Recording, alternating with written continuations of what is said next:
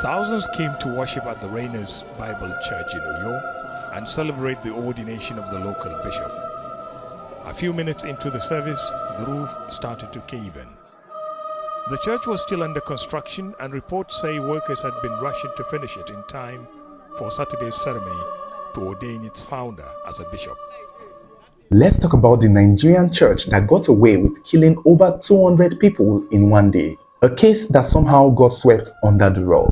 No one was arrested, no one was held accountable, and the only thing that the families of these victims got were the words, "I am sorry." And somehow, that was supposed to be enough. It would interest you to know that the people found liable for this death still walks free till this day. In fact, the pastor still runs his church till this day, and there is nothing you or anyone can do about it. On Saturday, the 10th of December 2016, the Rainers Bible Church collapsed during the ordination of the founder, Apostle Dr. Akan Weeks. He was supposed to be ordained a bishop on that day, but unfortunately, it seemed like the devil had other plans for him. This happened in Uyo, Akwa Ibom State, Nigeria. And it was said that the church was built as a round octagonal auditorium that may or may not have had the capacity to house 5,000 people. And due to the fact that this is a big construction, they used heavy metal trusses for the framework of the roof. Heavy irons, which is normal for large buildings. And this was part of the problem, part of why this much people died on this day. Now, the ordination of Apostle Dr. Akan Weeks was something that was very important. People had been looking forward to this ordination. Many people traveled from different parts of Nigeria for this ordination. Even the then governor of Akwa Ibom State, Governor Udom Emmanuel, was in attendance with his crew, with his people, with other dignitaries. This was a big event. Many people were even coming for the first time because they had heard that the governor was coming. So some of them were coming because the governor was coming. This was like a show. This was like a concert. This was like the experience. Sources who were there said the church was filled up, that there were even more people outside. And it wasn't even a Sunday. It was on a Saturday. And so on this day, around 11 a.m., barely 30 minutes into the church service, just when the lead choir singer was about to take offerings, the buildings began to shake. And before anyone knew it, it collapsed. The heavy metal that made part of the roof fell heavily on nearly 5,000 attendees of this church, killing and injuring and even trapping so many people. Luckily, the governor was whisked away, and the ordained bishop, Apostle Akan Weeks, was also whisked away. He survived, the governor survived, the bishop survived, some of the important personalities survived. However, it was the unknown members whose name were not ever written anywhere or mentioned at all that got to suffer the loss of it all. At the time, this was a big disaster. This did not look good. What happened? And why did it happen? The exact number of people who were injured or even killed were not known. Different sources reported different numbers. The news agency of Nigeria said that there were 60 victims. A rescue official claimed that 60 bodies were pulled out. However, a teaching hospital reported that they counted over 160 people who had died. Even some sources reported the deaths to be as low as 27 people. However, the accumulated number of people collected from mortuaries turned out to be nearly 200 victims. And in cases like this, the numbers usually are not exactly mistaken. Maybe 60 people died instantly on impact, and some people who were injured were rushed to the hospital, and more would have died from their injuries at the hospital, which would increase the number from maybe 27 to 60 to 160 and eventually 200. This tragedy was so severe that it broke families apart. There was a story of a woman who took her neighbor's children to the church, and unfortunately, those children were victims of the incident. Imagine the woman going back home to tell the neighbor that, "I'm so sorry, your kids did not make it out." Some people were said to be lucky because they had gone outside right before the offering was to be taken to receive fresh air or maybe make a call. Or maybe they just did not have money for offering and they just went outside to save themselves face. And it turned out that they ended up saving their own lives.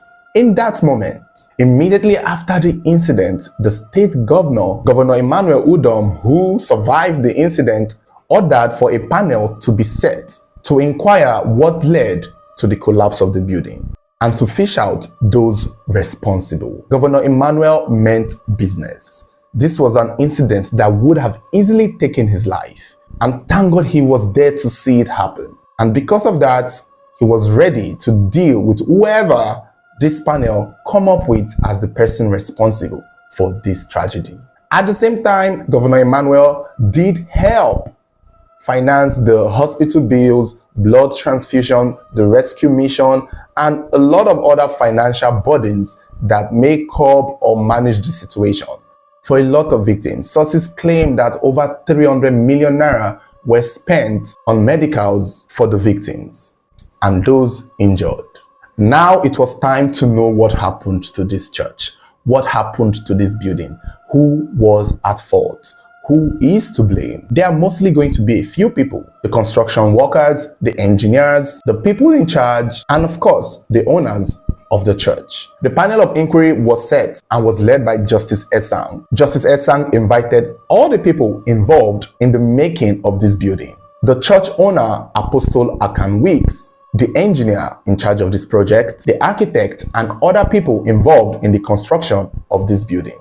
And the investigation started, and a lot of things started coming out, and a lot of people started pointing fingers at different directions.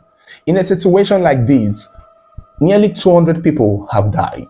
Somebody has to be punished. And when you have the architect, the engineers, the people who did the building itself, and the owners of the church, you best believe that everybody is going to point, not be me, not him, it's him. He did this, he did that. And that was the order of the day during this panel of inquiry. The first claim pointed fingers at Apostle Akan Weeks. He was alleged to have been the one who ordered that the project be rushed. The day of his ordination was getting closer, and he knew it. This was months ahead. And the engineers were claiming that they told him that it's going to take a longer time before this church would get ready. But he insisted that they have to make it quick. They have to make it fast because the governor is coming. Dignitaries are coming. People are coming from far and wide. They accused him of putting pressure on the engineers and the builders of this building. It was also claimed that the engineers told him that the capacity would be for a lesser number of people. But they accused Apostle Akan of asking them to increase the capacity. Even went on to tell the engineers to remove scaffolds to make up for more seats. The engineers, the architects, and the builders claimed and blamed Apostle Akan for being the one who rushed the project, giving them the orders to hurry it up, despite them telling him that it would take longer for it to get ready. But just because this man wanted more seats and more members and more offerings, he gave certain orders that were not beneficial to the building. Even when they told him about the capacity that this building could carry, they claimed Apostle Akan Weeks used his influence to make some adjustments in the construction to fit in more people. And they believe that that played a role in what led to the collapse of the building. However, Apostle Akan Weeks denied this allegation. And to be fair, his denial was sort of reasonable because in his defense, he said that there was no way he would have rushed these people because the building had been going on for 2 years. And to me, that made sense. Me personally, I also believe the engineers who accused Apostle Akan Weeks. I feel like pastors are fond of this. There's a lot of greed and a lot of sentiment when it comes to these church owners. It's business, whether you like it or not, whether you're a Christian or you believe in God or not. For most men of God, for most churches, it's business. Every seat counts. And this was also his ordination. So it was a big deal for him. He was going to be ordained as a bishop. So I can see him actually making these arrangements, making these changes and putting pressures on these builders to do what he wants. I can see that happen. It's common with pastors. I've seen churches that has not been completed and they are still holding services in it.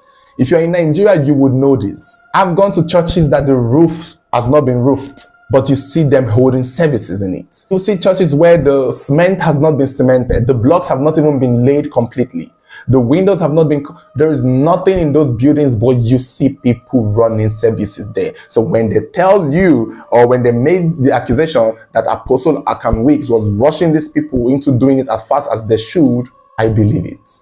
It's believable. At the same time, his argument that this building has been taking 2 years kind of hold water, because fact is, it has been taking 2 years. So 2 years should have been enough time.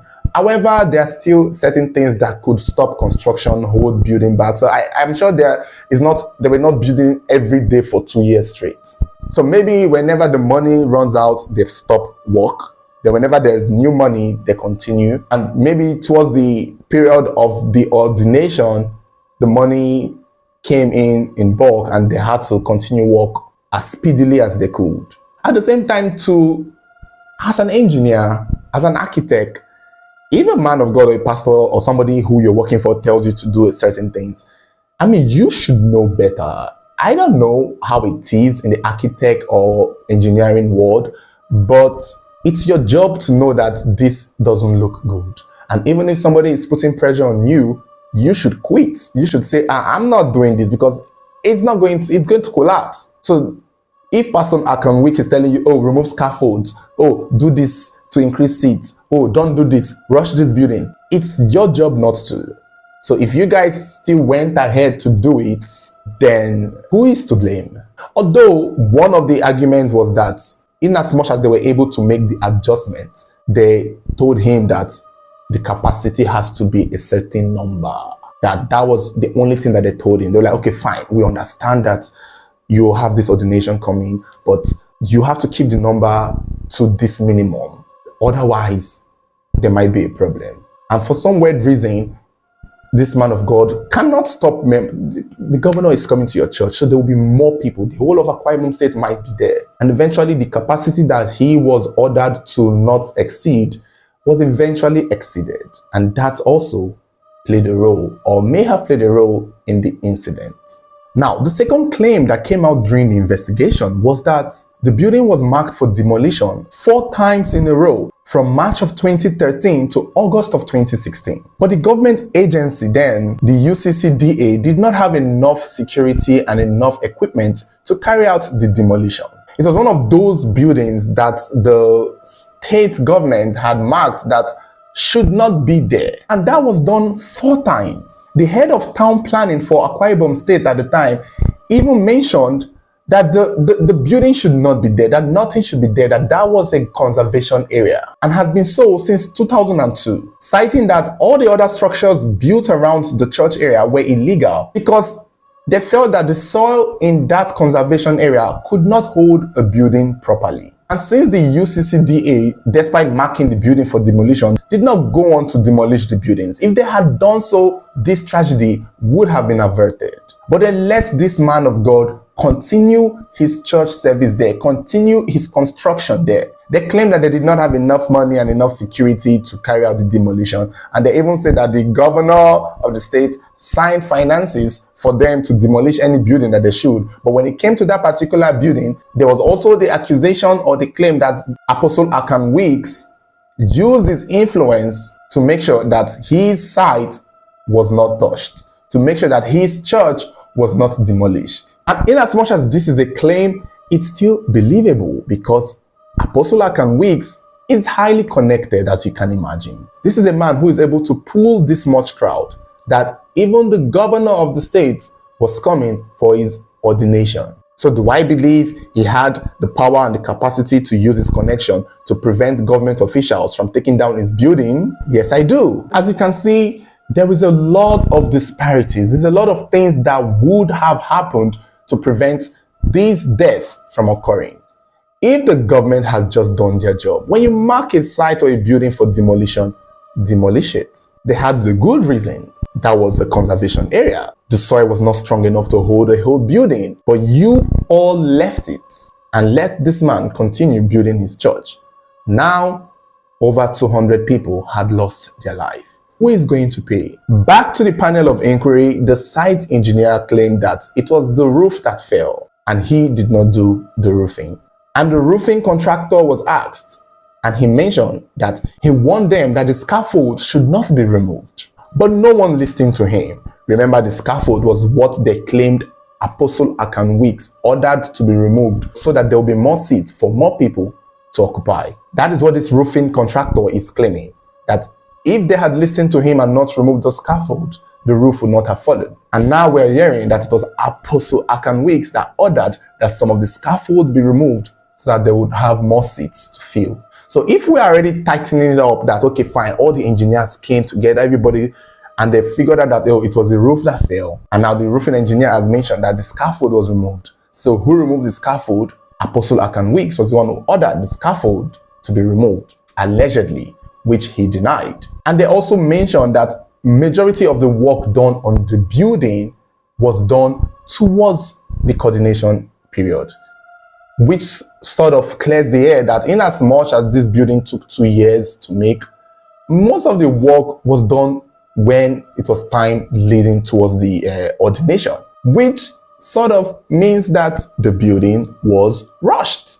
So whether or not Apostle Akan Weeks denies that he did not ask them to rush it because it took 2 years, if they are claiming that most of the work on that building was done months before the ordination, then there is that argument that it was rushed. By the end of this panel of inquiry, Apostle Akan Weeks was found liable for the death of these people at his church. They blamed it on him and they presented their final findings to the governor, the same governor who came to the church and escaped, the same governor who set up the inquiry and said that they should find the person who is liable, that he would deal with the person.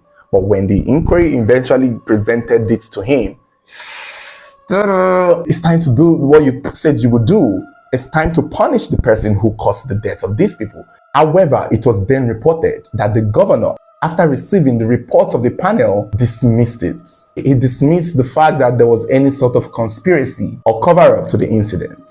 And nothing was done to Apostle Akan Weeks. Nothing was done to the engineers. Nothing was done to those people who removed the scaffolding. It was all a matter of, okay, he asked me to remove it, I removed it. Should you have removed it as an engineer who knows your job? Why would you have removed it knowing that it would cause the death of these people? So there was always a sentiment as to who exactly is to blame for that particular tragedy. No, for that particular accident that led to the tragedy. And by the end of it, like we've already said, all fingers pointed to the Apostle Akan Weeks. And when the governor saw it, nothing was done. Eventually, some sources did claim, it was reported that the engineers eventually end up taking responsibility for it. It's not clear how it was done or what that meant, in as much as the panel of inquiry found Apostle Akan Weeks to be the one responsible. It was then eventually said that the engineers, the construction workers, was it Julius Berger, the people hired to make the building, took the fall. And you know what that means? It means no specific person would be punished. They would just blame the construction workers. And I think that was how this case somehow dissolved into thin air. Eventually, we kept hearing that Apostle Akan Weeks pretty much stepped up to, finance the funerals of some of the victims, spent money on healthcare, surgeries, that he showed up along with the governor there, put finances into the victims and those injured and some of the survivors. But the thing is, a lot of the money that we keep hearing that they spent, we spent 2 million, we spent 6 million, we spent 60 million, all went to the death and injuries and medical bills. By rights, the families of these victims should be compensated. I don't know if that ever happened. By rights, every single loved one who lost a family member or a close relative should be compensated.